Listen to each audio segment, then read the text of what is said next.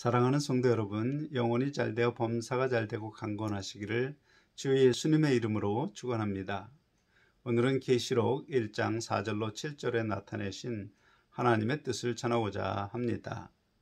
사랑하는 성도 여러분, 하나님께서 성경을 기록하신 이유를 로마서 15장 4절, 무엇이든지 전에 기록한 바는 우리의 교훈을 위하여 기록된 것이니 우리로 하여금 인내로 또는 성경의 안위로 소망을 가지게 함이니라 말씀하셨습니다. 곧 우리가 소망을 가지도록 하는 교훈으로 성경을 기록한 것입니다. 어떤 소망을 위한 교훈일까요? 사람의 소망이란 대체로 보이는 이 세상에서 건강하게 오래 살고 돈 많고 또 명예가 있는 사람 앞에 존귀한 자가 되기를 소망하므로 그런 소망을 이루는 데 필요한 교훈으로 생각합니다. 그러나 성경의 세계관은 사람의 눈에 보이지 않는 세상, 곧 육체의 죽음 이후에 내 영혼이 만나게 될 영원한 세상에서 존귀한 자가 되는 소망을 권면하므로 그것을 위한 교훈입니다. 곧 잠깐 지나가는 이 세상에서 존귀한 자가 아니라 육체의 죽음 이후에 만나게 될 영원한 세상에서 존귀한 자가 되기를 위하여 어떻게 이 세상을 살아야 하는지 가르치는 교훈입니다. 그 교훈을 따라 사는 사람은 영생하는 존귀한 자가 되는 소망으로 때로 어려운 환경을 만나도 인내할 수 있고 혹은 고통과 슬픔 가운데 위로를 얻으며 이기는 자의 삶을 살도록 성경을 기록하셨습니다. 그러므로 오늘 사도 요한을 통하여 보이신 계시의 말씀 속에서 영생하는 존귀한 자의 소망을 품고 인생의 목표를 바르게 가질 수 있기를 예수님의 이름으로 간절히 축원합니다.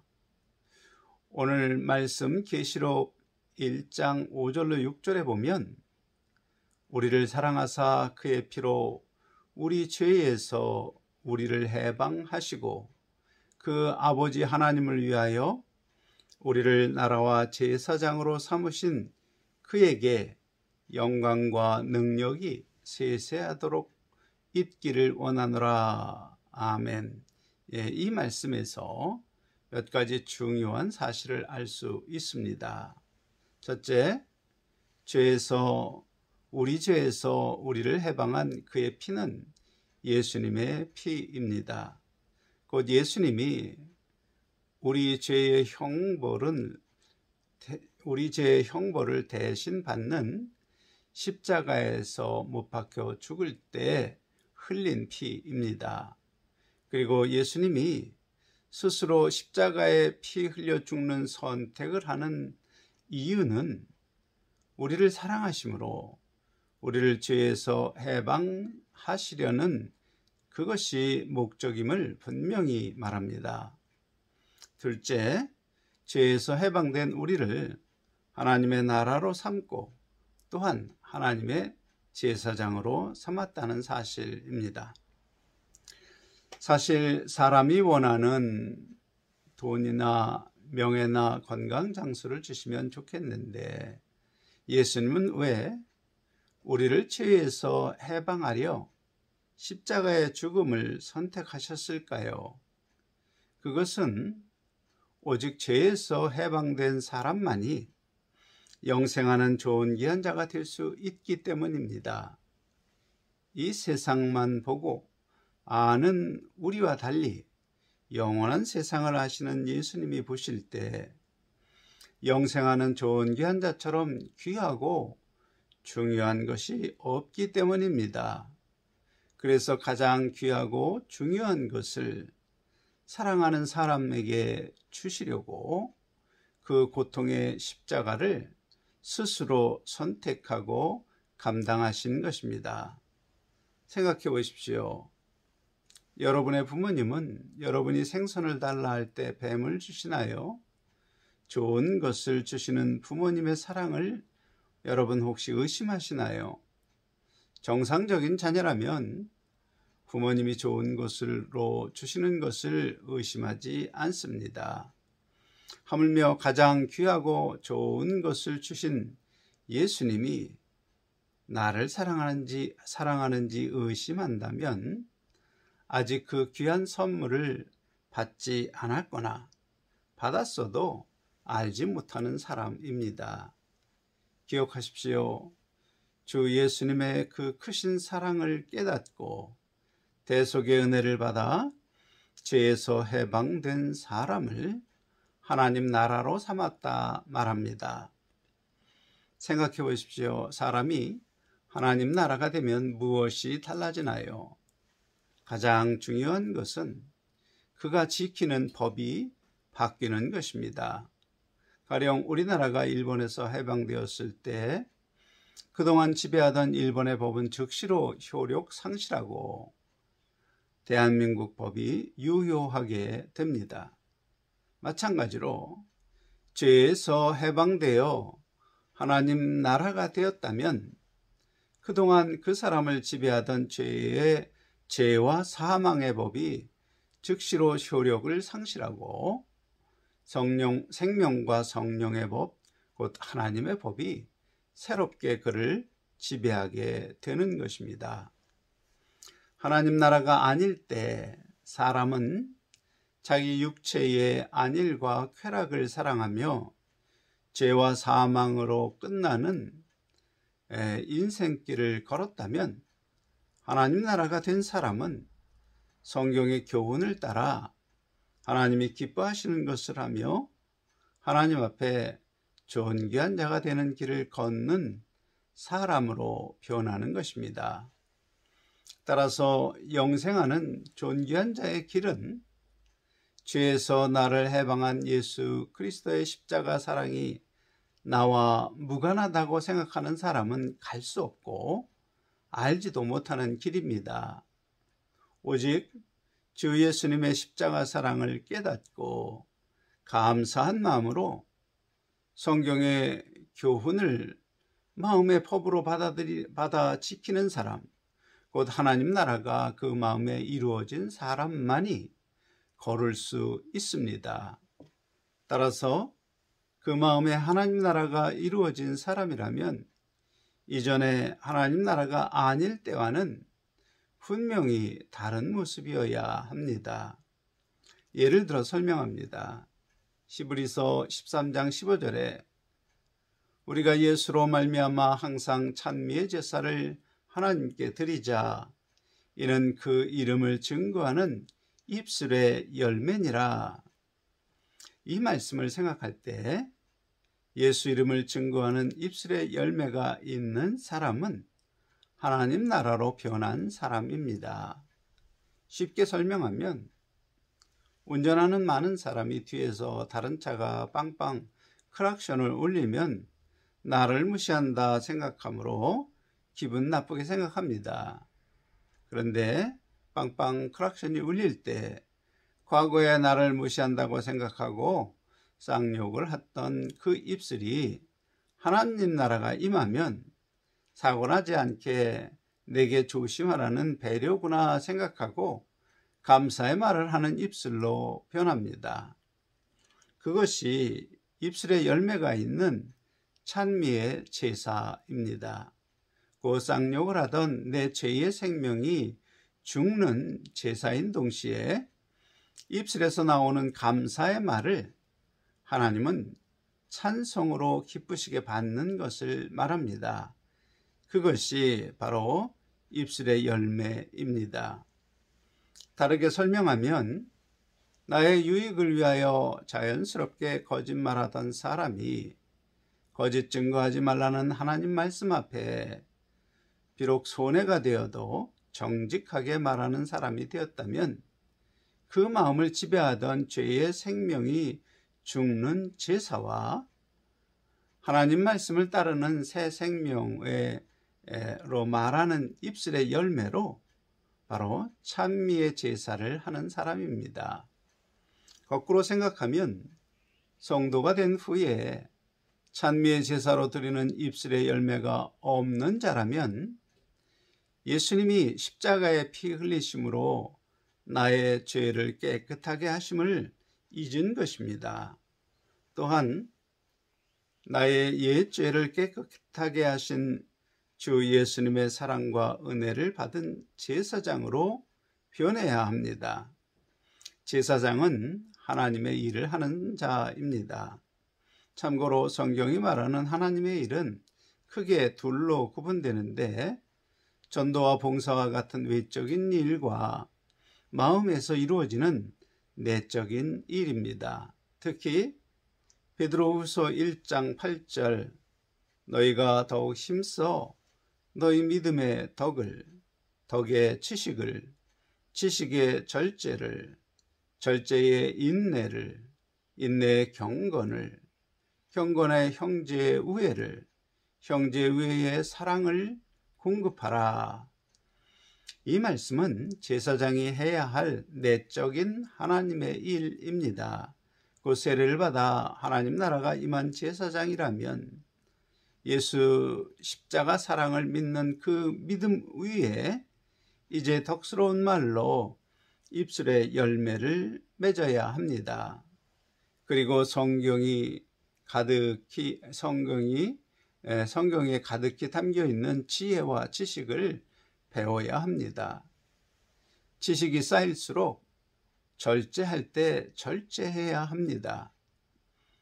순서에 따라서 인내하고 또 경건한 생활을 하고 형제를 사랑하며 공급해야 하는 것이 그것이 바로 성도의 마음 안에서 이루어져야 할 하나님의 일입니다. 그리고 외적인 하나님의 일은 반드시 내적인 일 바탕 위에, 내적인 일이 바탕이 되고 그 바탕 위에 세워져야 합니다.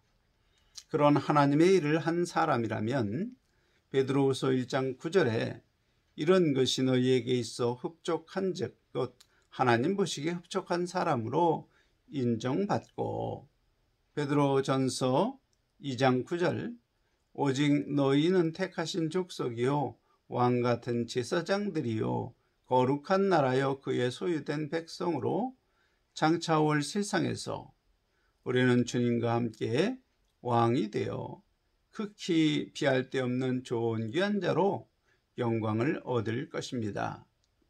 그러나 반대로 베드로후서 1장 9절에 이런 것이 없는 자는 소경이라 원시치 못하고 그의 옛 죄를 깨끗게 하심을 잊었느니라 말합니다. 곧 죽음 이후에 영원한 세상을 보지 못하는 소경으로 보이는 이 세상을 사랑했던 죄의 종으로 돌아갔다는 뜻입니다. 따라서 믿는 성도는 열매가 있는 자와 열매가 없는 자로 크게 나눌 수 있습니다. 열매가 있는 자가 될 것인가 아니면 없는 자로 살 것인가, 그것은 마치 에덴 동산에서 아담 앞에 선악과를 먹을 것인지 아니면 영생과를 먹을 것인지 주어진 선택처럼 우리에게도 다시 영생하며 다스리는 그런 좋은 귀한 자가 되는 선택의 기회를 주신 것과 같습니다. 어떤 선택을 하든지 그 선택에 대한 책임은 선택하는 내가 지는 것입니다. 따라서 우리가 주 예수님이 십자가로 맹세하시고 부활로 보증하신 영생 부활을 소망하며 그 소망을 위하여 예수님을 사랑하며 열매 맺는 하나님의 일을 할 것인지, 아니면 여전히 이 땅의 부귀영화를 바라보며 나를 사랑하며 내 육체의 정욕과 안목의 정욕과 이생의 자랑을 따라 살 것인지, 그 선택의 결과는 바로 나의 책임입니다. 장세로부터 하나님은 우리에게 권면합니다. 하나님을 사랑하며 하나님의 은혜를 떠나지 말라 말씀하셨고, 그 말씀을 기록한 것이 바로 오늘 우리가 읽는 성경입니다. 그러므로 성경을 통하여 분별하고 믿음의 선택과 행위를 함으로써 내 사랑이 예수님께 있음을 확증하는 열매 맺는 믿는 사람이 되라 하신 것입니다. 그 길의 끝에 영생하며 예수님과 함께 다스리는 존귀한 자, 다스리는 왕이 있습니다. 하지만 사람은 하나님의 애타는 권면을 버렸습니다. 아담이 버렸고 그의 후손들이 버렸습니다. 그 결과 노아 때가 되면 노아의 가족을 제외하고 세상 모든 사람이 하나님을 버려서 그 결과로 물로 그들을 심판하시고 또 심판을 받고 그들은 멸망합니다. 노아 이후에는 어떻게 되었나요? 노아의 후손이 많아지자 그들은 바벨탑을 쌓고 하나님을 버렸습니다. 스스로 하나님처럼 높아지고자 탑을 쌓았습니다. 그 바벨탑은 스스로 자기를 지혜롭고 의롭고 선하게 여기는 교만의 상징입니다. 다시 물로 멸망시키지 않겠다고 약속하신 하나님은 그들을 멸하지 않았습니다. 다만 언어를 혼잡하게 하여 땅에 흩어져서 살게 하셨습니다. 그것은 스스로 연약한 존재요, 육체의 정욕을 따르는 죄의 존재요, 또 보고 듣고 체험한 지식만 가지고 마치 세상 모든 진리를 다 아는 것처럼 사는 교만하고 어리석은 존재인 것을 깨닫도록 하신 하나님의 사랑의 조치입니다. 사랑하는 성도 여러분, 어떤 사람들이 묻기를 하나님 말씀이나 예수 복음을 들어보지 못한 사람이 천국 갈 기회조차 없는데 그들이 예수를 믿지 않았다고 지옥을 가는 것이 억울하지 않겠느냐? 곧 하나님은 불공평하신 것이 아니냐? 그런 의문을 가진 분들이 있습니다. 그러면 거꾸로 노아처럼, 아브라함처럼, 모세처럼, 사도 바울처럼 하나님을 사랑하고 하나님의 은혜 안에 살려고 자기의 생명까지 버린 사람들이나 육체의 정욕대로 산 사람들이나 다 같이 천국에 가도록 하는 것이 공평한 것입니까? 노아 때 홍수의 심판으로 모든 사람이 죽고 오직 노아의 후손만이 살아남았습니다. 따라서 이 세상에 존재한 모든 사람은 노아의 후손입니다. 그들 중에 아브라함이나 모세와 같은 사람은 자신과 그들의 후손을 위하여 하나님을 늘 가까이 하고 하나님 앞에 정직하게 살며 그 후손들이 하나님 말씀을 기초한 세계관을 갖도록 본을 보여 훈계하고 가르쳤습니다. 생각해 보십시오. 하나님을 알지 못하고 예수님을 알지 못하고 억울하게 죽은 사람들의 선조 역시 노아였습니다.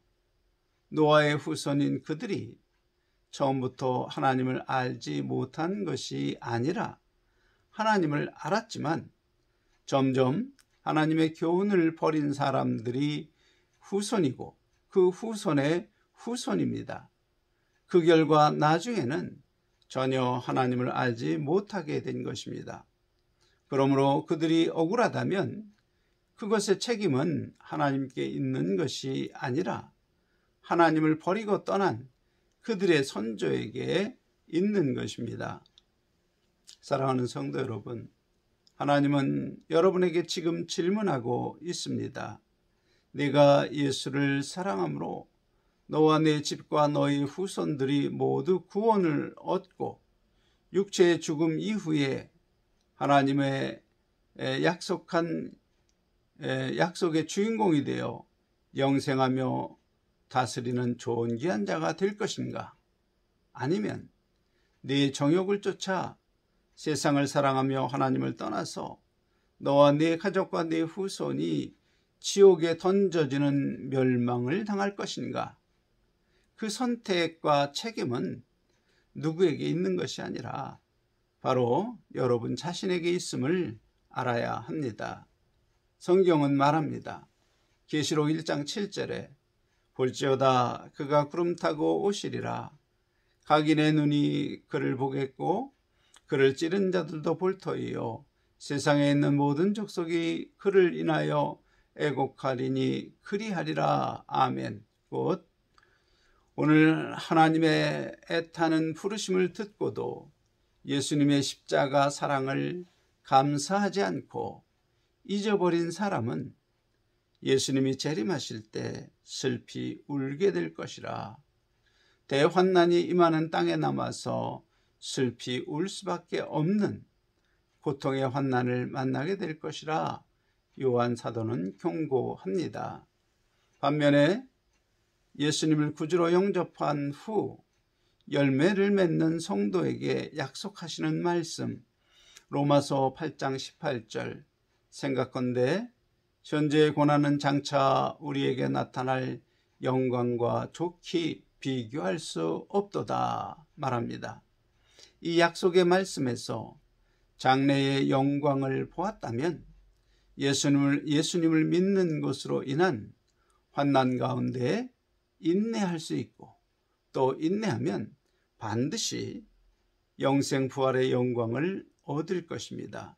사랑하는 성도 여러분, 오늘 하나님 말씀에 담긴 교훈을 마음에 새기고 이 세상 사는 동안에 인내하며 기쁨으로 하나님의 일을 할 때 영광의 부활을 미리 맛보는 평안과 위로를 얻게 될 것입니다.